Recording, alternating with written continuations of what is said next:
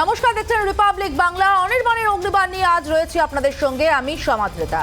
আজকের আমাদের আলোচনার বিষয় হচ্ছে নাগরিকত্বের আবেদন নিয়ে যে নোটিশ জারি করেছে কেন্দ্র, সেই নোটিশ নিয়ে কেন্দ্রের তরফ থেকে নোটিশ জারি করা হলো যে এবার অমুসলিম শরণার্থীরা তারা নাগরিকত্বের আবেদন শুরু করুন, অর্থাৎ সিএ এর পথে এক ধাপ এগোলো কেন্দ্র। 5 রাজ্যের 13 জেলায় অমুসলিম শরণার্থীদের থেকে আবেদন চেয়েছে স্বরাষ্ট্রমন্ত্রক। এই স্বরাষ্ট্রমন্ত্রকের বিবৃতির পর মতুয়াধাম, ঠাকুরনগর তারা কিন্তু আশার আলো দেখছে। আমরা শুরুতেই আজকে মতুয়াধাম, ঠাকুরনগর তারা কি ভাবছে দেখে নেব।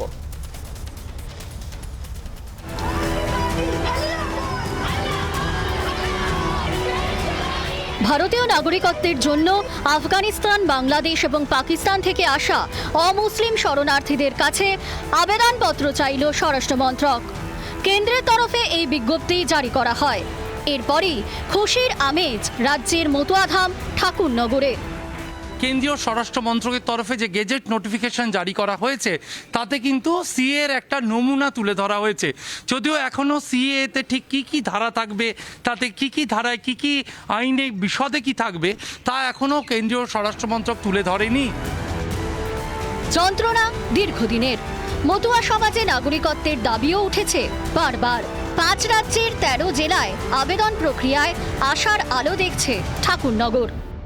পূর্ব বাংলার থেকে আগত নন মুসলিম যারা আছেন প্রত্যেকেই নাগরিকত্ব পাবেন কোনো শর্ত ছাড়াই, এবং সেইটার উপর আমরা তার নমুনা হিসেবে এটা যখন কেন্দ্র সরকার শুরু করেছে, আমরা সম্পূর্ণ আশাবাদী যে আমরা নাগরিকত্ব পাবো এবং নিজেদের পায়ের নিচের মাটিটা শক্ত হবে। আমরা প্রচণ্ডভাবে আশান্বিত, কারণ যদি ভারতীয় অন্যান্য স্টেটে এইগুলো চালু হয়, সঙ্গে সঙ্গে পশ্চিমবাংলায় ভারতবর্ষের মধ্যে এটাও এখানে চালু হবে, আমরা এ বলে সম্পূর্ণ আশাবাদী।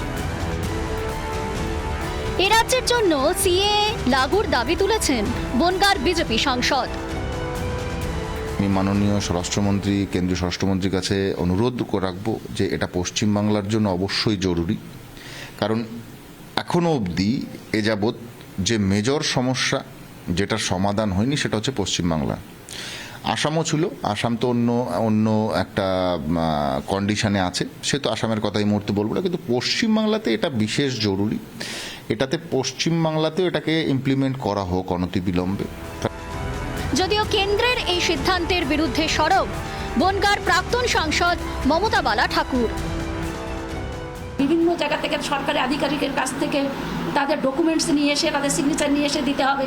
এই করোনা ভাইরাসের ভিতরে মানুষ যেভাবে ছোটাছুটি করবে, তাদের কি পরিস্থিতি হবে আপনি ভাবুন। তাহলে আজকে এই যে চক্রান্ত চলছে, যে বেনাগরিক করার আবার একটা চক্রান্ত তাদের চলছে বিজেপি গভর্নমেন্টের। নাগরিকত্ব আবেদনের এই নোটিশ ঘিরে ফের সরগরম মতুয়াধাম।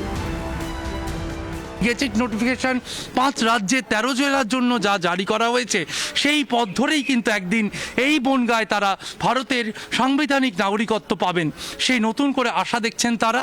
এইভাবেই কার্যত গেজেট নোটিফিকেশন জারি হওয়ার পর কিছুটা খুশির মধ্যে রয়েছেন এই ঠাকুরনগরের বাসিন্দারা। ক্যামেরায় প্রসূন বসুর সঙ্গে শিবাশিস মৌলিক, রিপাবলিক বাংলা, বনগাঁ। আর এ নিয়ে আজকে আমাদের আলোচনা, আমাদের সঙ্গে রয়েছেন আমাদের অতিথিরা। আমাদের সঙ্গে কারা কারা রয়েছেন আপনাদেরকে একবার দেখে নিতে চাইবো। আমাদের সঙ্গে রয়েছেন তৃণমূল নেতা রাজু ঘোষ, আমাদের সঙ্গে রয়েছেন রাজনৈতিক বিশ্লেষক ভাস্কর সিংহ রায় এবং প্রবীর ভট্টাচার্য। আপনাদের তিনজনকে স্বাগত রিপাবলিক বাংলায়। আমি আপনাদের কাছে আসবো, তার আগে সময় অগ্নিবাণের। আজকের যে 3 অগ্নিবাণ, সেই অগ্নিবাণ আগে দেখে নিতে চাইবো। আমাদের প্রথম অগ্নিবাণ,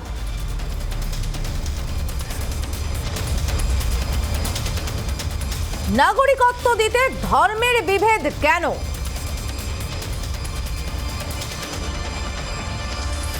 দ্বিতীয় অগ্নিবাণ, কোভিড আবহে নাগরিকত্ব নিয়ে তাড়া কিসের?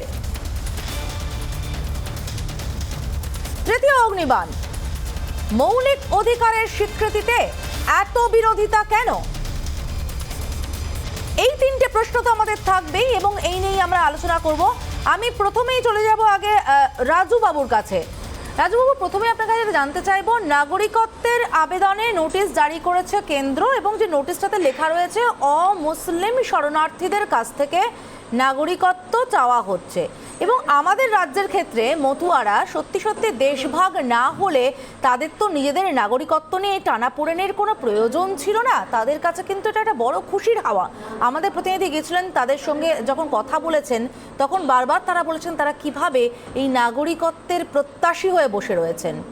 এই নাগরিকত্ব আইনের বিরোধিতায় মমতা বন্দ্যোপাধ্যায় বারবার বলেছেন এবং বারবার বলেছেন যে এইভাবে কিন্তু রাজ্যে সিএএ লাগু হতে তিনি দেবেন না। সেই জায়গা দাঁড়িয়ে থেকে আজকে কেন্দ্রের এই নোটিশকে আপনারা কিভাবে দেখছেন?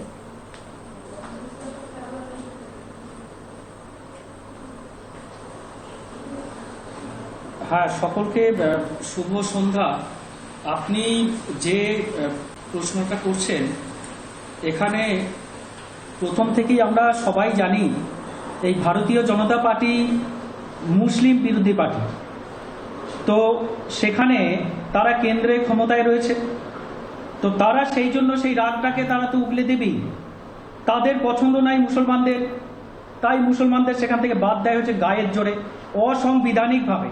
সংবিধান কোনোভাবে সাপোর্ট করে না, তা সত্ত্বেও গাজোয়ারিভাবে এরা এই মুসলমানদের বলা হয়েছে তাদের নাগরিকত্ব আনা হবে না। আচ্ছা, আমার একটা প্রশ্ন যে এখনই কি আমাদের এই নাগরিকত্বর এই যে নোটিশ ইস্যুটাকে করা হলো, এখনই কি সময়? কেন সময় হলো? কারণ মোদী সরকার কোভিডের ভ্যাকসিন দিতে, কোভিডের অক্সিজেন দিতে, কোভিডের মেডিসিন দিতে ফেলিওর, সেই ইস্যুটাকে ঘুরিয়ে দেওয়ার জন্য, একটা ভারতবর্ষে একটা অন্য ইস্যু তৈরি করার জন্য এটাকে, এই নাগরিকত্ব আইনটাকে এখনই পাশ করার জন্য এই মুহূর্তে ওদের ছটফটানি শুরু হলো।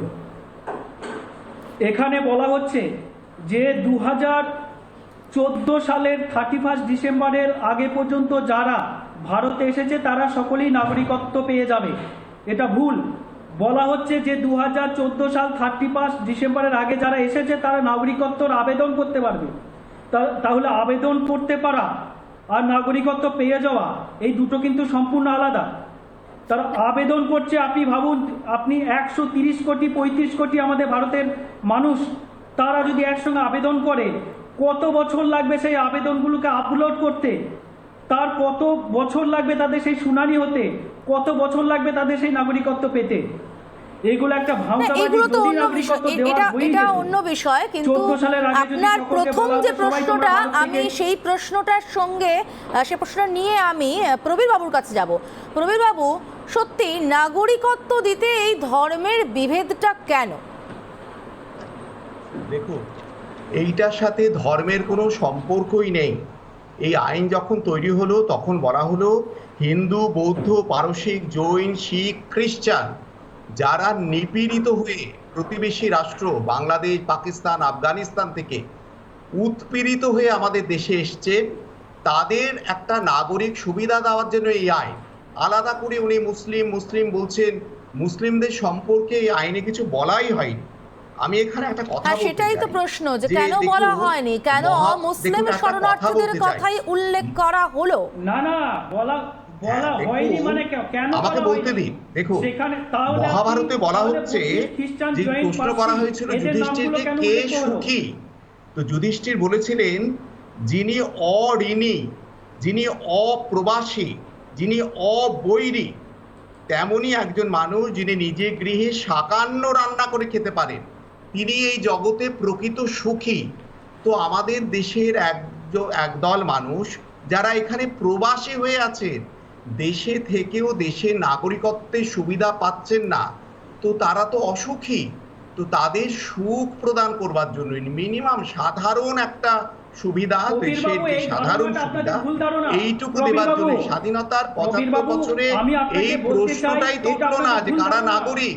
ভারতবর্ষে যারা আছে তারা ভোট দিচ্ছে, তারা সমস্ত সুযোগ সুবিধা পাচ্ছে অলরেডি। তারা ভারতীয় নাগরিকত্বের যা সংবিধানে আছে সবকিছুই তারা পাচ্ছে। তাদেরকে নতুন করে আবেদন করানোর দরকার কোথায় ছিল আপনার? আইন হিসাবে তারা আমাদের দেশে, আপনারা যেরকম বহিরাগত তথ্য বললেন না, এরা এইভাবে বহিরাগত হয়ে আছে আইনের বিচারে অপরাধী। তাদেরকে আইনি রক্ষা কবচ দেওয়া, সরকারের কোথাও একটি বহিরাগত হয়ে নেই। দায়িত্বের মধ্যে পড়ে। যারা আমার মনে হয় ভাস্কর আপনারা নাগরিক, যারা জেনেও ভোট বলছেন। দিচ্ছে, ভাস্কর তারা বাবু, সবাই নাগরিক। এটা একটা যাদের কাছে জেনেও ভোটের বলছেন কার্ড না যে আছে, এটি যাদের কাছে সরকারি আধার কার্ড সাময়িক আমি একটু বিরত করছি প্রবীরবাবু, রাজুবাবু একটু বিরত করছি, ভাস্কর বাবু বলুন। ভুল ভুল দেখুন, ব্যাখ্যা দিচ্ছেন এই যে উনি বলছিলেন যে শ্রীলঙ্কা থেকে যে সমস্ত তামিল মানুষরা এসেছেন, আমাদের প্রতিবেশী দেশ শ্রীলঙ্কা থেকে যে সমস্ত তামিল মানুষরা এসেছেন, যে সমস্ত মানুষরা বার্মা থেকে এসেছেন, ভুটান থেকে যে সমস্ত নেপালি মানুষরা এসেছেন, তারা কেন এই অ্যামেন্ডমেন্ট অ্যাক্টের মধ্যে নেই, সে প্রশ্নটা কিন্তু পার্লামেন্টে উঠেছিল, তার কোনো সদুত্তর নেই। যেটা প্রবীরবাবু বলছেন এটা কিন্তু সম্পূর্ণ অসত্য কথা। আপনাকে বলুন যে ধর্মের ভিত্তিতে যদি না করে থাকেন, প্রতিবেশী দেশগুলো থেকে আজকে আপনারা জানেন যে বহু সংখ্যক তামিল তারা শ্রীলঙ্কা থেকে তামিলনাড়ুতে এসছেন, তাদের কথা নেই। আপনারা জানেন যে 2019 সালের লোকসভাতে 10 তারিখে ডিসেম্বর মাসে পেশ করা হয়, রাজ্যসভায় পেশ করা 11 তারিখে, 12 তারিখে ইনাক্ট করার পরে সারা ভারত জুড়ে এটার বিরোধিতা হয় এবং তার জন্য 3000-এর বেশি মানুষ 3 মাসে অ্যারেস্ট হন এবং 65 জন মানুষ মারা যান। এবং কোভিড এর কারণে সেই জায়গা থেকে সরকার পিছিয়ে আসেন। সিএ এর কোনো রুলস তৈরি করা হয়নি। যে প্রশ্নের উত্তর কেউ দিতে পারেননি, আমাদের কেন্দ্রীয় স্বরাষ্ট্রমন্ত্রী দিতে পারেননি। তামিলদের প্রচুর ভাবে প্রশ্ন ছিল কেন তারা শ্রীলঙ্কা থেকে এসেছেন, তথাকথিত নাগরিকত্ব পাবেন না।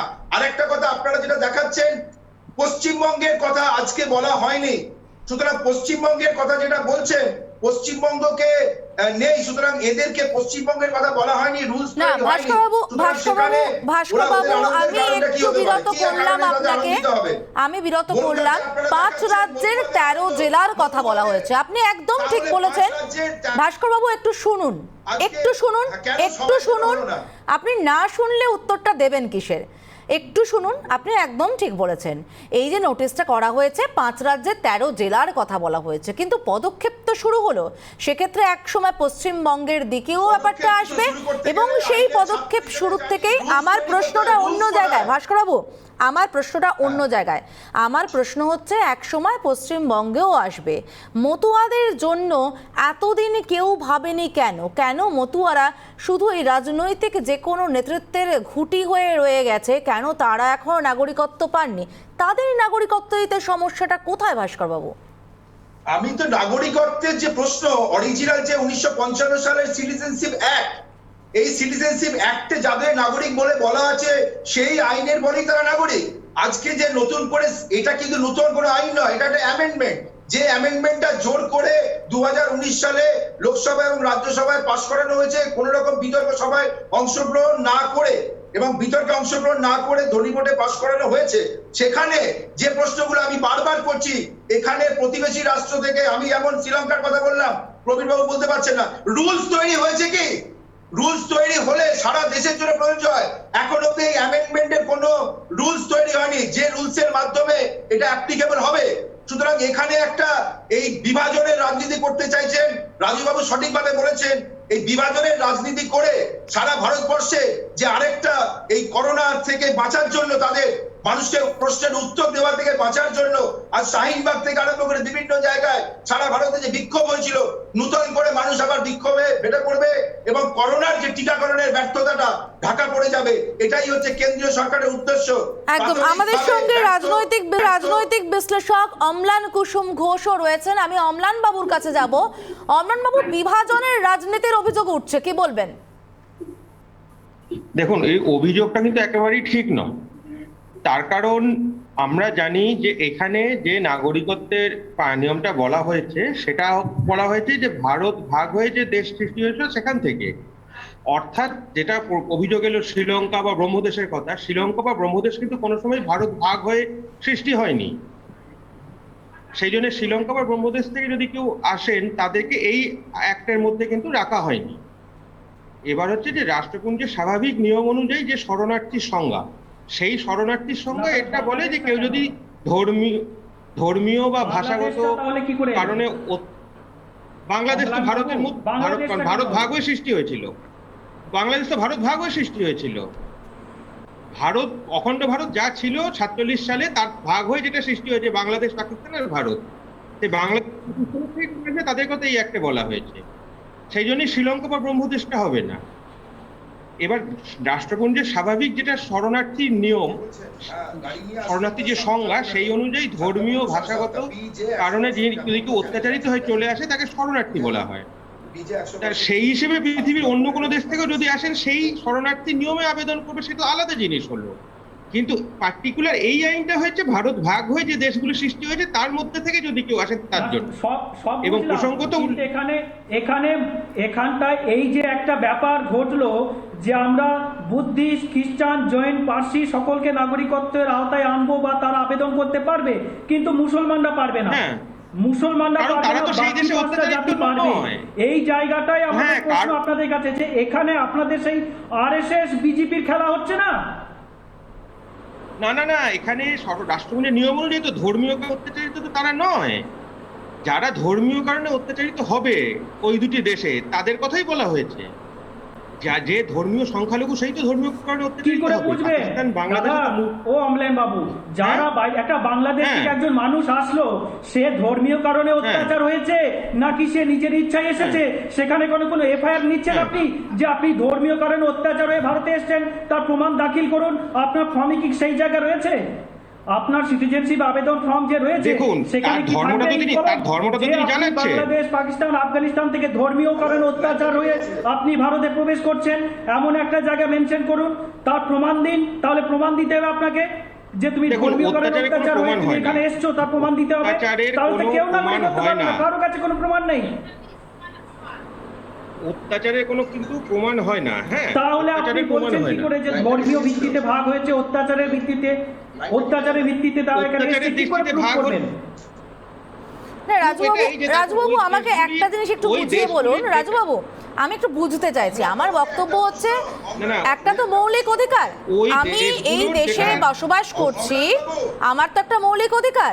সেই মৌলিক অধিকারের স্বীকৃতিতে বিরোধিতা কিসের? যে মানুষ পাসপোর্ট হোল্ড করছে, যার কাছে পাসপোর্ট আছে, যিনি এখানে এসেছেন, এখানে পাসপোর্ট পেয়েছে, যারা ভারত, তিনি কি নাগরিক নন ভারতের? এমএলএ, এমপি, রাজ্য সরকার, কেন্দ্র সরকার তৈরি হচ্ছে, যাদের ভোটের পাওয়ার রয়েছে কেন্দ্র সরকার। এবং আপনারা কি করে বুঝছেন যে একজন মানুষ রাজ্য সরকারকে ধর্মের উৎপীড়নের কারণে এই দেশে এসেছে? তাদেরকে এখন বেনাগরিক করে তাদেরকে এখন এই নাগরিকত্ব শোনা যাচ্ছে? হ্যাঁ ভাস্করবাবু, শুনতে পাচ্ছি আমরা। আমি জিজ্ঞেস করছি অমলান বাবুকে, অমলান বাবু এই প্রশ্নের উত্তর দিন।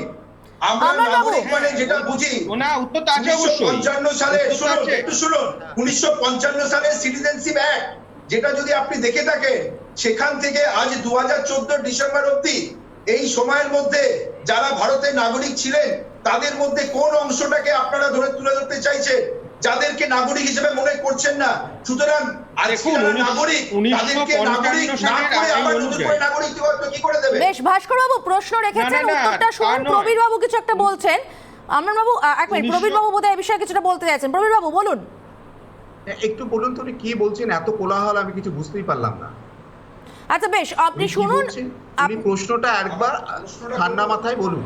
আচ্ছা আপনি শুনুন, অমলান বাবু শুনেছেন, অমলান বাবু আপনি উত্তরটা দিন। অমলান বাবুর কাছে প্রশ্নটা ছিল। প্রথম কথা হচ্ছে যে 1955 সালে যে আইনটা কথা উনি বললেন, সেই আইন আর এই আইনের উদ্দেশ্যটা কিন্তু একই। প্রশ্নটা যা হচ্ছে যে তাহলে নতুন করে আইনটা করতে হলো কেন? করতে হচ্ছে এই কারণে যে 1971 সালের পর নতুন আইন নয়, কিন্তু ওই আইনটা নতুন আইন নয়, অ্যামেন্ডমেন্ট। হ্যাঁ, অ্যামেন্ডমেন্টটা করতে হলো কেন? প্রশ্নের উত্তরটা এটাই হচ্ছে যে 1971 সালে কিন্তু 55 সালের আইনটার মধ্যে পরিবর্তন হয়েছিল। 55 সালের আইন অনুযায়ীও কিন্তু যারা পাকিস্তান, তখন তো বাংলাদেশ ছিল না, পাকিস্তান থেকে ধর্মীয় কারণে অত্যাচারিত হয়ে আসতেন, অর্থাৎ পাকিস্তানি যারা ধর্মীয় সংখ্যালঘু তারা ভারতের নাগরিকত্ব পেতেন।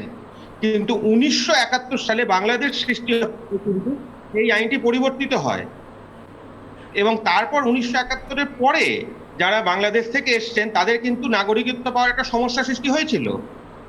আপনি বলতে পারেন যে ভোটার কার্ড পেয়েছেন, ঠিক আছে, কিন্তু সঠিক মানে এই যে ভোটার কার্ড লিগ্যাল পদ্ধতিতে হয়, ভোট দিলেন, তিনি কি নাগরিক নন? হ্যাঁ, প্রথম কথা হচ্ছে সকলেই যে ভোটার কার্ড পেয়েছেন তা কিন্তু নন। না না না, সকলেই যে ভোটার কার্ড পেয়েছেন তাও কিন্তু নন। আপনি যে মতুয়াদের কথা বললেন তাদের অনেকেও কিন্তু এখনো ভোটার কার্ড পাননি। এরকম বহু নিদর্শন আছে, নাগরিকত্বের প্রমাণ দেখা তারা ভোটার কার্ড পাননি। এই অ্যামেন্ডমেন্ট একটা হওয়ার পর তাদের ভোটার কার্ড পেতেও সুবিধা হবে। সকলেই যে পেয়েছেন তা নয় কিন্তু। তারা আধার কার্ড পেয়েছে, তাদের ব্যাংকের অ্যাকাউন্ট আছে, তাদের আধার কার্ড আছে, ভোটার কার্ড আছে। না সেটা নেই, এরকম অনেক লোক না, তার জন্য সকলেরই যে আধার কার্ড আছে তা নয় কিন্তু, বা ভোটার কার্ড আছে সকলের তা নয়। যে সমস্ত তামিল মানুষরা চলে এলেন তাদেরকে বাদ দিলেন, ভুটান থেকে যা নেপালিরা চলে এলেন তাদের বাদ দিলেন। আফগানিস্তান আমাদের প্রতিবেশী রাষ্ট্র নয়। ভুটান বা শ্রীলঙ্কা তো ভারতের অংশ ছিল না। ভুটান বা শ্রীলঙ্কা তো ভারতের অংশ ছিল না। না তাহলে কি আফগানিস্তান ভারতের? সেটা তো দেশ ভাগ হয়ে সৃষ্টি হয়নি। আপনি তাহলে এখানে সেই ভুটান বা যারা এসছে তাদেরকে নাগরিকত্ব দেওয়ার প্রশ্নটা কি মানে এটা কি অসার নয়? আর একটা কথা, ধর্মের ভিত্তিতে ভারত কোনো ধর্মীয় রাষ্ট্র নয়, এখানে যে কোনো মানুষ আসতে পারে। তাহলে আপনারা মুসলমানদের বাদ দিলেন কেন? না যে কোনো মানুষ আসতে পারলে নাগরিকত্ব পেয়ে যাবে সেরকম নয়, সেটা কোনো দেশেই নেই। কেন নয়? আমাদের দেশটা কি কোনো হিন্দু রাষ্ট্র বা কোনো নির্দিষ্ট না সেটা নয়, কিন্তু সার্বভৌমত্ব আছে, রাষ্ট্রের সার্বভৌমত্ব আছে। আমার এখানে নাগরিকত্ব পাওয়ার অধিকার কি নেই? আমি বাংলাদেশ থেকে মুসলমান হিসাবে এখানে আসলে আমার কি নাগরিকত্ব পাওয়ার অধিকার নেই? না কিভাবে পাবেন? আপনি যদি এখান থেকে বাংলাদেশে নাগরিকত্ব পাবেন না, কেন হবে? এখান থেকে আপনি বাংলাদেশে গেলে কি নাগরিকত্ব পাবেন? আমাদের দেশ কি হিন্দু রাষ্ট্র যে একটি নির্দিষ্ট না, কিন্তু নাগরিকত্ব কেন? সব যে নাগরিকত্ব তো নাগরিকদের জন্য বা বিদেশিদের জন্য তো নাগরিকত্ব নয়। না, বিদেশের জন্য আমি দুজনকে একটু বিরত করব। সব ধর্মের মানুষ ধর্মনিরপেক্ষতা তো নেই, স্বাধীনতার পর থেকে একদম। আমি এই জায়গা থেকে আমি সবাইকে একটু বিরত করতে চাইবো। অমিত শাহ স্বরাষ্ট্রমন্ত্রী, তিনি এপ্রিল মাসে যখন আসেন এ রাজ্যে ভোটের প্রচারের জন্য, তখন আমাদের সিনিয়র নিউজ এডিটর অনির্বাণ কথা বলেছিলেন অমিত শাহের সঙ্গে। তখন অমিত শাহ একটা কথা পরিষ্কার করে বলেছিলেন যে অভিযোগটা তার অনুপ্রবেশের রাজনীতির ওপর ভর করেই এই নাগরিকত্ব আইনকে আটকানোর চেষ্টা হচ্ছে। আমি একবার শোনাতে চাইবো কি বলেছিলেন অমিত শাহ।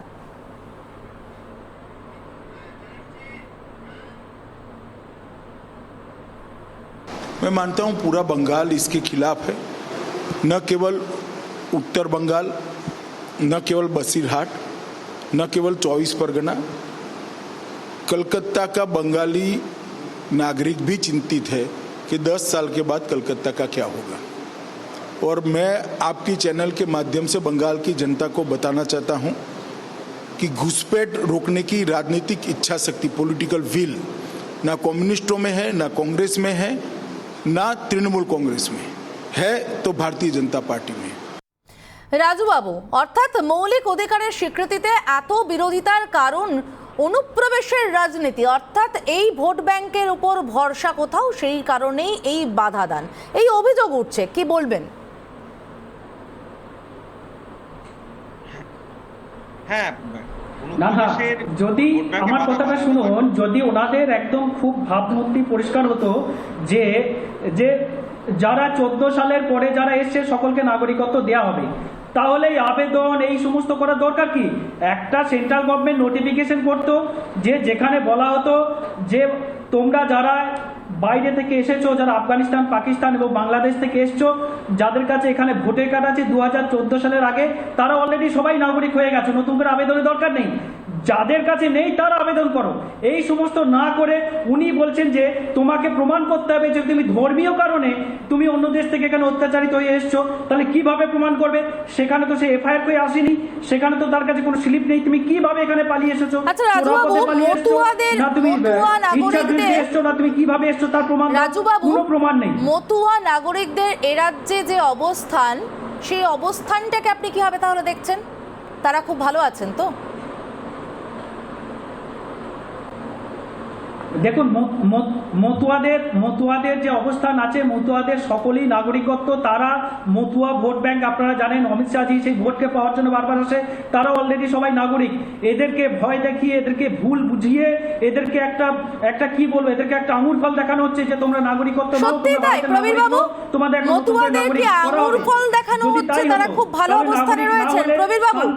শুনুন শান্তনু ঠাকুর, নাগরিকত্ব দেওয়ার অধিকারী কেন্দ্রীয় সরকার, না না তারা তো বোঝাবে? নাগরিক না হলে পশ্চিমবঙ্গ সরকার তো তাদের নাগরিকত্ব দিতে পারে না, বরঞ্চ রাজ্য সরকারই ভুল বোঝাচ্ছে। মাননীয় মুখ্যমন্ত্রী বললেন আমি তাদের সবাইকে দিয়ে দেব। মাননীয় মুখ্যমন্ত্রী কি সেই অধিকার বহন করেন? তাকে কি সংবিধান সেই দায়িত্ব দিয়েছে? দেখুন 1990 সালে 6ই মে সিপিআই এর সদস্য ইন্দ্রজিৎ গুপ্ত তিনি পার্লামেন্টে বলেছিলেন 1 কোটি বাংলাদেশি আছে।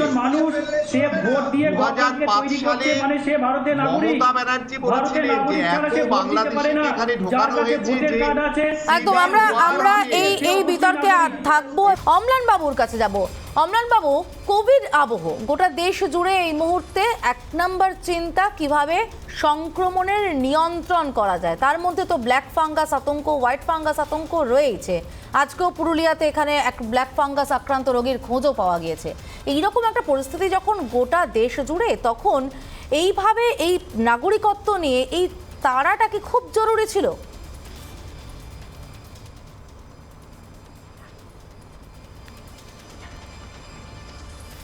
অম্লান বাবু শুনতে পাচ্ছেন?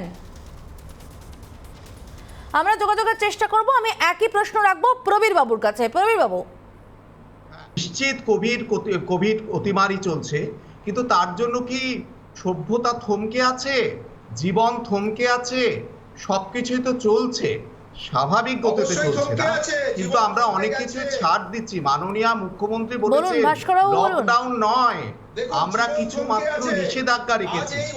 তো আমাদের সারা পৃথিবী থমকে আছে, আমাদের জনজীবন বিপর্যস্ত হয়ে পড়েছে এবং সেখানে সুপ্রিম কোর্ট বলছে আজকে জীবন বাঁচানোর জন্য মানুষের কাছে টিকা পৌঁছে দিতে হবে।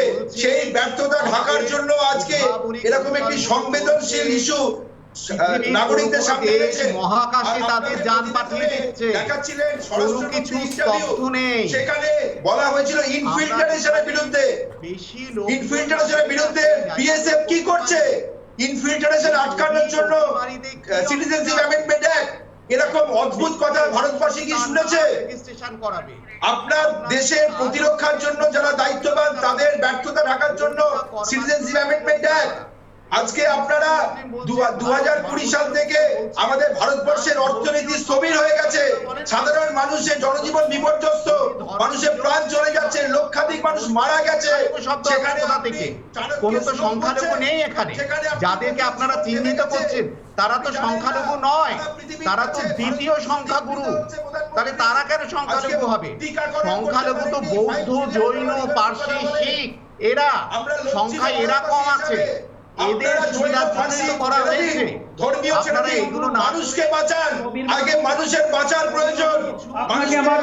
আমার নাগরিকত্বের ইস্যুতে গিয়ে সেইভাবে মানুষের মৃত্যুর মুখে ঠেলে দিচ্ছে। প্রবীর বাবু বলুন। রাজবাবু বলুন। কথাগুলো এই সময় বলা যায় কি?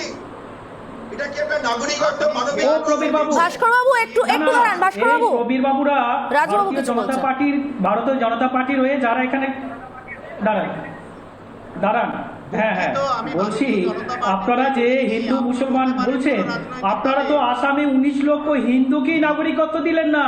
প্রচুর হিন্দু ভাই বোন যারা ডিটেনশন ক্যাম্পে আছে, আপনারা হিন্দু মুসলমান করে যদি আপনারা বলতেন শুধু কংগ্রেসী রাজীব গান্ধী যে সমস্যা তৈরি করেছিলেন তার মীমাংসায় মহামান্য সুপ্রিম কোর্ট সেখানে গঠন করেছে, তার সাথে ভারতবর্ষের কোনো তুলনা করা যাবে না।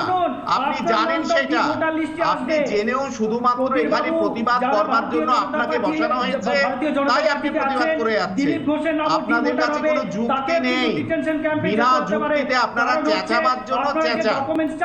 এই হচ্ছে আপনাদের নীতি। ভোটার কার্ডের সাথে অনেকে আপনারা সুস্থ আলোচনা করতে দেন না। সেই মানুষকে আপনারা এক মানুষ ধরছেন না, সেখানে আলাদা প্রমাণ হচ্ছে। তার মানে কিন্তু তার নামটা চলে যাচ্ছে ডি ভোটার, ডাউটফুল ভোটার।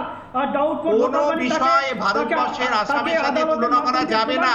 ওটি সুপ্রিম কোর্টের আইন অনুযায়ী হয়েছে, ওটা সুপ্রিম কোর্ট দেখবে। আপনি কে সেটা বিচার করা? আপনি কে ওটা বিচার করা? ওটা সুপ্রিম কোর্ট দেখছে। সুপ্রিম কোর্টের যদি মনে হয় অনৈতিক কাজ হচ্ছে তারা বাধা দেবে। আপনি বলবার কে? একটাকে ভালো করে পড়ুন, সেখানে কি বলা হচ্ছে। সেখানে আপনারা মনে করেন চ্যানেলে বসে চেঁচালে বোধহয় সবকিছু জয় করা যায়? চ্যানেলে বসে চেঁচালে সব জয় করা যায় না। লোকে কেউ কিছু পড়াশোনা করে। স্পেলিং মিস্টেক আছে, সেই নামগুলো আমি বিরত করবো প্রতিবেদনকেই আমাদের সময় হয়ে গেছে আজকের ব্রহ্মাস্ত্র। একটা সম্প্রদায়কে বাদ দিয়ে কি সম্পূর্ণ হয় দেশের নাগরিক বিচার? আমাদের আজকের প্রশ্ন, আজকের ব্রহ্মাস্ত্র, একটা সম্প্রদায়কে বাদ দিয়ে কি সম্পূর্ণ হয় দেশের নাগরিক বিচার? অম্লান বাবু কি বলবেন? সম্প্রদায়কে বাদ দেওয়ার কথা কিন্তু এখানে সেই হিসেবে বলা হচ্ছে না। তাহলে এখানে আমাদের রাষ্ট্রপুঞ্জের শরণার্থী যে সংজ্ঞা সেটাকে মাথায় রাখতে হবে। অমুসলিম শরণার্থী কেন সব শরণার্থীর কথা বলা হলো না? শরণার্থীর সংজ্ঞাটা সেখানে দেখতে হবে। রাষ্ট্রপুঞ্জের শরণার্থীর সংজ্ঞাটা কি? রাষ্ট্রপুঞ্জের শরণার্থীর সংজ্ঞা অনুযায়ী কোনো জাতিগোষ্ঠী যদি ধর্মীয় কারণে বা ভাষাগত কারণে কোনো দেশ থেকে অত্যাচারিত হয়ে অন্য দেশে আসেন, তখন সেখানে তিনি শরণার্থী হিসেবে বিবেচিত হবে। তা যিনি যে দেশের ধর্মীয়ভাবে সংখ্যাগুরু, তিনি তো সে দেশের থেকে অত্যাচারিত হতে পারেন না, ভাষাগত কারণেও হতে পারেন না।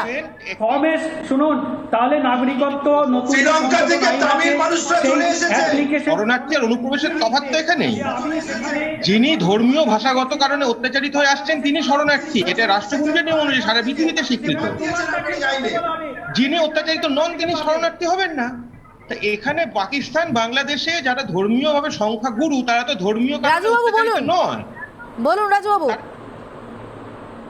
সম্প্রদায়কে বাদ করার বিষয় নয়, এটা আমি বলছি শুনুন, এই যে বাংলাদেশ থেকে, আফগানিস্তান থেকে বা পাকিস্তান থেকে যারা আসবে তাদেরকে শরণার্থী আপনি ঠিক করবেন কিভাবে? তারা কিভাবে প্রমাণ করবে যে আমি বাংলাদেশ থেকে অত্যাচারিত হয়ে এখানে এসেছি? সেখানকার তো কোনো এফআইআর করে আসিনি, সেখানে কোনো জিডি করে আসিনি, বা ভারতে এসে কোনো জিডি করেনি যে আমার বাংলাদেশে অত্যাচার হয়েছে। তার কোনো প্রমাণ তার কাছে নেই। সে কিভাবে প্রমাণ করবে? কি সব ভুলভাল কথা বলছেন আপনি? তার কাছে কোনো ডকুমেন্টস নেই। আর একটা প্রশ্নের উত্তর আপনি দিতে পারবেন? যে প্রশ্নটা সাধারণ মানুষের পক্ষে বিপজ্জনক। একটা আধার কার্ডের নামের সাথে ভোটার কার্ডের নামের 100টার মধ্যে 80টা লোকের মিসম্যাচ আছে। তাহলে যখনই সেই মিসম্যাচটা হবে তার আগে কিন্তু সেই লোকটাকে ডাউটফুল ভোটারের নামের তালিকায় ফেলবে, ডি ভোটার। তাকে আদালতে প্রমাণ করতে হবে মামলা লড়ে কেন্দ্র সরকারের বিরুদ্ধে যে সেই ব্যক্তি ওই একই ব্যক্তি। সেইটাকে প্রমাণ করার কতটা কষ্টকর ব্যাপার। তাহলে এইভাবে আসামে আজকে 19 লক্ষ মানুষ ডি ভোটার লিস্টে তাদের নাম উঠেছে, ডিটেনশন ক্যাম্পে যাচ্ছে। এখানে শুধু হিন্দু মুসলমান আমি রাজুবাবুর প্রশ্নটা রেখেছেন অম্লান বাবুর কাছে। অম্লান বাবুর উত্তরটা নিয়ে আমি ভাস্করদের কাছে আসবো। অম্লান বাবু বলুন। দেখুন, অত্যাচারিত কেউ হয়েছেন তার জিডি বা ইত্যাদি কিন্তু দরকার লাগে না। দুটো রাষ্ট্র, যে দুটি রাষ্ট্র ধর্মীয়ভাবে ধর্মনিরপেক্ষ নয়, একটি বিশেষ ধর্মের কোন সংবিধান অনুসারে একটা বিশেষ ধর্মের পক্ষপাতী, সেই রাষ্ট্রে অন্যান্য ধর্মীয় ব্যক্তিরা তো ধর্মীয় কারণে অত্যাচারিত হবেনি, এটা স্বতঃসিদ্ধ ব্যাপার। এটা কিন্তু জিডি করা বা এফআইআর করার উপর নির্ভর করে না। বলুন ভাস্কর বাবু বলুন। ধর্মনিরপেক্ষ রাষ্ট্রে কেউ ধর্মীয়ভাবে অত্যাচারিত হন না, কিন্তু একটা রাষ্ট্রে ধর্মীয় সংবিধান সম্মত ধর্ম হচ্ছে ইসলাম, সেখানে ইসলাম ছাড়া অন্য সমস্ত ধর্মের ধর্মীয় কারণে অত্যাচারিত, সে কথা তো বলাই বাহুল্য। এটা তো নতুন করে প্রমাণ করার কিছু না, এটা তো স্বতঃসিদ্ধ জিনিস। এক মিনিট একটু শুনুন। আমাদের এই যে ব্রহ্মাস্ত্রের যে প্রশ্নটা, আমাদের দেশ একটা সেকুলার কান্ট্রি। এখানে কোন ধর্ম জাতি বৈশিষ্ট্য করে অঙ্গগত দিকটা বাদ দিয়ে আলাদা করে ইসলাম হিন্দু এইরকম ভাবে ভাবতে গেলে সমস্যাটা হচ্ছে। আমাদের দেশের কোন নাগরিক কোন ধর্মের বলে হতে পারেন না। এটা কিন্তু আমাদের basic principal of our constitution. আমাদের সংবিধানে প্রত্যেকের স্বাধীন ধর্ম আচরণের অধিকার আছে। তাহলে ধর্মকে আপনি কিভাবে একটা নাগরিকত্বের প্রশ্নে ধর্মকে যুক্ত করতে পারেন? আমাদের যদি এটা কোনো হিন্দু রাষ্ট্র বা মুসলিম রাষ্ট্র হতো তাহলে প্রশ্ন ছিল। সুতরাং একটি সেকুলার দেশে কোনোদিনও ধর্মকে কোনোদিনও নাগরিকত্বের কোনো কারণ হতে পারে না। এটা একজন সংবিধানের একটা বেসিক প্রিন্সিপালকে ভায়োলেট করছে, এবং সিএএ কোনোদিনও এখনো রুলস তৈরি করতে পারেনি। এবং এটা একটা শুধুমাত্র এই যে নাগরিকত্ব দেওয়ার ভাওতা। সুতরাং ভারত সকলে, এই দেশ আমার আপনার সকলে, জাতি ধর্ম বর্ণ নির্বিশেষে রবীন্দ্রনাথের ভারতবর্ষ। রাষ্ট্রপুঞ্জের শরণার্থীর সংজ্ঞাতেই তো ধর্মের কথা বলা আছে, ধর্মীয় কারণে অত্যাচারিত হলে নাগরিকত্ব পাবে। এটা কিন্তু রাষ্ট্রপুঞ্জের সংজ্ঞাতেই বলা আছে। ধর্মের ভিত্তিতে নাগরিকত্ব পেতে পারেন। কোন মানুষের ধর্ম, আমার কোনো ধর্ম নেই, তাহলে কি আমি নাগরিক হতে পারি না? যে মানুষের ধর্ম নেই, এমন অনেক মানুষ আছে তারা প্রবীর বাবু, নির্দিষ্ট কোনো ধর্মের প্রবীর বাবু মানুষ মনে অনেকক্ষণ করেন ধরে না। হাত তুলছেন। ধর্ম না থাকলে কি হয় না? কমলান বাবু আর একটা শোনা কথাই যাচ্ছে? মাথায় রাখুন, না হ্যাঁ, শোনা যাচ্ছে? প্রবীর বাবুদের আমাদের আমার আরেকটা প্রশ্ন, এই সিটিজেনশিপ অ্যাক্ট 1955 অ্যামেন্ডমেন্ট হয়েছে 1986 আমি প্রশ্ন করতে চাই, 50-60 বছর ধরে এর আগেও কিন্তু আমি অ্যামেন্ডমেন্ট অ্যাক্ট প্রশ্ন হয়েছে, সেখানে কোথাও ধর্মের কথা বলা হয়নি। বেশ, রাজুবাবু একটু প্রবীর বাবুকে বলার সুযোগ দিই। রাজুবাবু একটু সুযোগ দিন অন্যদের বলার, প্রবীর বাবুকে সুযোগ দিই। প্রবীর বাবু বলুন।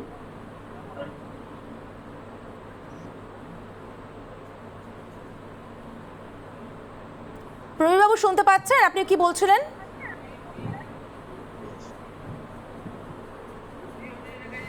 সম্ভবত যোগাযোগ বিচ্ছিন্ন হয়ে গিয়েছে। আমার এই প্রশ্নটা বলুন। করে রাখলাম, আমার যদি ধর্ম না থাকে, আমি যদি ধর্ম বিশ্বাসী মানুষ না হই, তাহলে কি আমার ভারতের নাগরিক হতে পারি না? অমলান বাবু কি বলবেন? আমি বাংলাদেশ থেকে আসি, পাকিস্তান থেকে আসি, যেখান থেকে আসি, আমি এই ভারতের নাগরিকত্ব হওয়ার জন্য কি ধর্মে বিশ্বাসী হওয়া কি বাঞ্ছনীয়? আমাদের বাবু। দেশ তো কোনো ধর্মের ভিত্তিতে নয়। এই প্রশ্নের উত্তর দিন। অমলান বাবু শুনতে পাচ্ছেন? প্রথম কথা যেটা হচ্ছে যে নাগরিকত্বের যে সংজ্ঞাটা, সেটা দেখতে গেলে আগে শরণার্থী কাকে বলে সেটা দেখতে হবে। যিনি শরণার্থী তিনি নাগরিক হতে পারেন এক অন্য দেশে এসে, এবং শরণার্থীর সংজ্ঞা রাষ্ট্রপুঞ্জের ঘোষিত সংজ্ঞাতেও কিন্তু ধর্মের ব্যাপারটা আছে। যিনি ধর্মীয় কারণে অত্যাচারিত তিনি অন্য দেশে শরণার্থী হিসেবে বিবেচিত হবেন, কিন্তু কেউ অর্থনৈতিক কারণে চলে এলে তিনি বিবেচিত হবেন না। এটা কিন্তু রাষ্ট্রপুঞ্জের সংজ্ঞা অনুযায়ী আছে। সেই সংজ্ঞার উপর ভিত্তি করে কিন্তু এই আইনটা করা হয়েছে, যেটা হচ্ছে ভারতের থেকে ভাগ হয়ে যে রাষ্ট্রগুলি হয়েছে সেখান থেকে আসা ধর্মীয় কারণে অত্যাচারিত ব্যক্তিদেরকে বলা হচ্ছে। এটাকে হিন্দু মুসলিম এইভাবে দেখলে কিন্তু হবে না, কিন্তু এটাকে দেখতে হবে শরণার্থীর সংজ্ঞা, কাকে শরণার্থী বলে, নাগরিক কাকে বলে, সেই তফাৎটা দেখতে হবে। শরণার্থী আর অনুপ্রবেশকারী আলাদা, এবং শরণার্থী অনুপ্রবেশকারী আলাদা হচ্ছে, তার পেছনে কিন্তু এই সীমারেখাটা আছে যে একজন ধর্মীয় কারণে অত্যাচারিত হয়ে এসছে কি আসেনি। বেশ, আমাদের এই আপনি বলেন এই ধর্মীয় মুহূর্তে কারণের একটা জন্য, বিরতি ধর্মীয় কারণে তো নিতেই রাষ্ট্রপুঞ্জের হচ্ছে। সংজ্ঞাতেই আছে। শরণার্থী কি শরণার্থী নন, সবথেকে বড় ভারত বিষয় ধর্মনিরপেক্ষ হচ্ছে রাষ্ট্র, মানুষের সেটা হচ্ছে ভারতের মৌলিক নাগরিকত্বের অধিকার। জন্য। আজকে ভারতের যারা আমাদের নাগরিক, রাজ্যে তারা হিন্দু দাঁড়িয়ে মুসলিম থেকে সবাই সমান, সেটা ভারতের নাগরিকত্বের জন্য। আজকে আমাদের বাইরে রাজ্যে থেকে যখন দাঁড়িয়ে থেকে এটা তো মৌলিক অধিকার, মতুয়াদের মৌলিক অধিকার, যে তারা কেন নাগরিকত্ব পাবেন না। তাদের তো এভাবে ঘুরে বেড়ানোর কথা নয়, এইভাবে নাগরিকত্ব নিয়ে দুশ্চিন্তা করার কথাই নয়। আমরা এই নিয়ে আলোচনা করব। আমাদের সঙ্গে থাকবেন বিজেপির সাংসদ শান্তনু ঠাকুর। শান্তনুবাবু আমাদের সঙ্গে চলে আসবেন। আমি শান্তনুবাবুর কাছ থেকে এই বিষয়টা জানতে চাইবো। শান্তনুবাবু,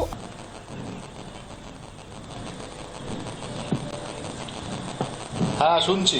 আপনাকে স্বাগত রিপাবলিক বাংলায়। আমি প্রথমে যে বিষয়টা আপনার কাছে রাখবো, যদি আমরা দেখি অবিভক্ত বঙ্গের দিকে, তাহলে দুবার সরকার গঠন করেছিল একটা নির্দিষ্ট জায়গায় মতুয়ারা, এবং একটা ঐতিহ্যশালী ইতিহাস রয়েছে মতুয়াদের। সত্যি সত্যি দেশভাগ না হতো, মতুয়াদের তো এইভাবে একটা বিচ্ছিন্ন দ্বীপের মতো থাকতে হতো না, বিচ্ছিন্ন হয়ে থাকতে হতো না। সেই জায়গা থেকে আজ নাগরিকত্ব আইনটা কতটা জরুরি মতুয়াদের জন্য, কতটা প্রয়োজন?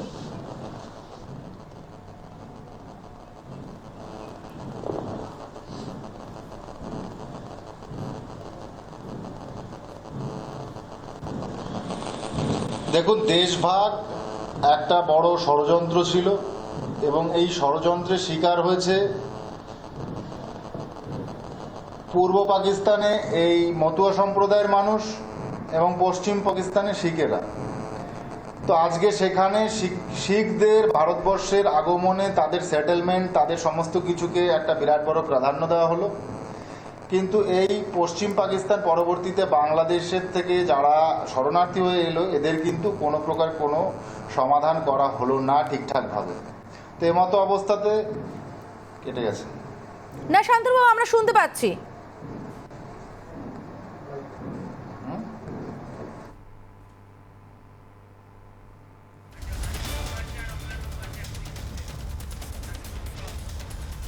শান্তনুবাবুর সঙ্গে যোগাযোগ বিচ্ছিন্ন হয়ে গিয়েছে। আমি ভাস্করবাবু রয়েছেন আমার সঙ্গে এবং রয়েছেন অম্লানবাবু। আমি ভাস্করবাবুর কাছে যাব। ভাস্করবাবু, সত্যিই তো মতুয়াদের দোষটা কোথায়? মতুয়ারা তো অবিভক্ত বঙ্গের অঙ্গ ছিল, এবং সেই জায়গায় দাঁড়িয়ে থেকে আজ যদি তারা তাদের মৌলিক অধিকারের একটা স্বীকৃতি চান, তারা নাগরিক আপনারা বলছেন ঠিক, কিন্তু তাদের যে স্বীকৃতি চান তারা, এখানে সমস্যাটা কোথায়, কিসের সমস্যা? মতুয়ারা কি কোনোদিনও নাগরিকদের নাগরিকত্ব পাওয়ার আন্দোলন করেছিল? মতুয়াদের কাছে বিজেপিরা গিয়ে বললো আমরা তোমাদের নাগরিকত্ব দেব। মতুয়াদের কি এতদিন ধরে আপনারা দেখেছেন মতুয়ারা কোনো নাগরিকত্ব পাওয়ার আন্দোলন করেছিল? আমি একটা উদাহরণ দেখাতে চাই, আপনারা দেখাতে পারবেন যে মতুয়ারা স্বাধীন ভারতে কোনোদিনও নাগরিকত্ব পাওয়ার আন্দোলন করেছিল? তারা স্বাধীন ভারতের নাগরিক, তারা ভোট দিয়েছে, রেশন কার্ড আছে, তারা জমির মালিক, তারা বসতি স্থাপন করেছে, শিক্ষা লাভ করেছে, এবং সেই কারণে তাদের নাগরিকত্বের স্বীকৃতির কোনো দরকার নেই। অমলান বাবু, তারা তো নাগরিক, তো তাদেরকে নতুন করে নাগরিক, তারা কি কোনোদিন নাগরিকত্ব পাওয়ার আন্দোলন করেছে? তারা কি বলেছে যে আমরা নাগরিক হতে চাই? তাহলে কাদেরকে নাগরিক করতে চাইছে? অমলান বাবু তো অলরেডি নাগরিক আমাদের দেশে। বলুন এই উত্তর দিন। প্রথম কথা হচ্ছে উনি যেটা বললেন যে মতুয়ারা কি ধর্মীয় কারণে অত্যাচারিত হয়ে এসেছিল, এর প্রমাণ কি? এর প্রমাণটা কিন্তু প্রথম সেই সময় মতুয়াদের যিনি নেতা ছিলেন প্রমথনাথ ঠাকুর, তার লেখাতেই পাওয়া যায়। সেটা তো স্বাধীন ভারতে তো উনি আসেননি, তার আগে এসেছিলেন। মতুয়ারা সেই সময় যে ভারতে চলে এসেছিল দেশভাগের সময়, কবে সালটা বলুন? ধর্মীয় কারণে অত্যাচারিত হই। এবং আরো বড় উদাহরণ, লেখাটা পড়লো, পদত্যাগপত্র পড়লেও সেটা জানা যায় যে সেই সময় মতুয়া সম্প্রদায়, এবং শুধু মতুয়া সম্প্রদায় কেন, যারা একটু প্রান্তিক সমাজের ছিলেন, হিন্দু সমাজের, তারা প্রত্যেকে তখন কেন চলে আসতে বাধ্য হয়েছিলেন? প্রমথনাথ ঠাকুর স্বাধীনতার দেশভাগের ঠিক আগে আগে চলে এসেছিলেন। আক্রমণ হবে, রবীন্দ্রনাথ মন্ডল থেকে গেছিলেন, ওনাকেও পদত্যাগ করে চলে আসতে হয়েছে। উনি নিজে তখন বলেছিলেন এখানে নমঃশূদ্র সম্প্রদায়ের মুসলিমরা, এবং তারপরেই তারা চলে আসতে বাধ্য হয়েছিলেন মতুয়া সম্প্রদায়। আপনি বলুন মতুয়ারা স্বাধীনতার আগে থেকেই রয়েছে, তারা নাগরিকত্ব পাওয়ার জন্য কি কোনো আন্দোলন করেছিল? এই প্রশ্নটা করছি আপনাকে। রাজুবাবু, আমাদের হাতে বেশি সময় নেই। সত্যি একটা প্রশ্ন উঠছে যে মৌলিক অধিকারের স্বীকৃতিতে এত সমস্যাটা কোথায়? তারা আন্দোলন করেছেন কিনা, এই যে প্রশ্নটা, রাজুবাবু পাওয়ার চেষ্টা তো তারা করছেন, সকলে তো পাননি, কথা বলতে পারেন না। আমাদের তো মানে একদম পরিষ্কার বক্তব্য, যারা ভোট দিচ্ছে, এই শান্তনু ঠাকুর নিজেও ভোট দিচ্ছে, তিনিও একজন নাগরিক। এই শান্তনু ঠাকুরকে যারা ভোটে জিতিয়েছে তারাও নাগরিক। তাহলে যাদের কাছে ভোটার কার্ড আছে, যাদের কাছে রেশন কার্ড আছে, যাদের কাছে আধার কার্ড আছে, তারা সবাই নাগরিক। তাদের নতুন করে আবার কি নাগরিক দেবে কেন্দ্র সরকার? আন্দোলন তো একটা বড়, অনেক মানুষ সংযুক্ত আন্দোলন, স্থানীয় সার্টিফিকেট আছে অমিত শাহর কাছে, নরেন্দ্র মোদির কাছে, শান্তনু ঠাকুরের কাছে, যে নতুন করে দেবে? এরা তো অলরেডি নাগরিকই আছে, তাদের আবার নাগরিকত্ব কোথায় থেকে আসলো? এরা তো নাগরিক, অর্থাৎ এই বিতর্ক চলতেই থাকবে। কিন্তু একটা বিষয় সত্যি বোঝা যাচ্ছে না যে মৌলিক অধিকারের স্বীকৃতিতে সমস্যাটা কোথায়, এবং মৌলিক অধিকারের স্বীকৃতি দেওয়ার জন্য কি প্রয়োজন রয়েছে? ধর্মের ভিত্তিতে নোটিফিকেশন আনা, এই প্রশ্নগুলো কিন্তু রয়েই যাবে। অনেক ধন্যবাদ আপনাদের সবাইকে। অনির্বাণের অগ্নিবাণ আজ এই পর্যন্তই। ভোট দিচ্ছে তারা নাগরিক। আপনাদেরকে বিরত করতে চাইবো, অনির্বাণের অগ্নিবাণের সময় শেষ হয়ে এসেছে। আমাদের সঙ্গে শান্তনু বাবুকে আমরা আবারও পেয়েছি। শান্তনু বাবুর কাছ থেকে আমি একদম অল্প সময় রয়েছে। আর শান্তনু বাবু, আপনি যে কথাটা বলছিলেন শেষ করা সম্ভব হয়নি, যোগাযোগ বিচ্ছিন্ন হয়ে গেছিল।